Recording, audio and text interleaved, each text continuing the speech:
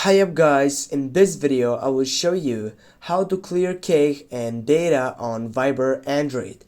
Firstly, before I start with this explanational video, I need to mention that there is no difference between getting up on this section on Android or on iPhone. It is the same process with the same simple steps.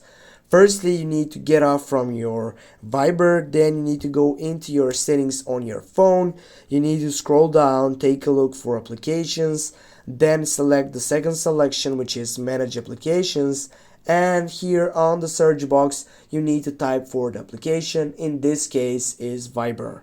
Just type for Viber, go on it, then scroll right down, click on clear data on the last selection, and then here you're gonna be able to clear firstly the cake section, go OK, and then go for clear all data, go clear all data again, go OK, and it will get up into this main point.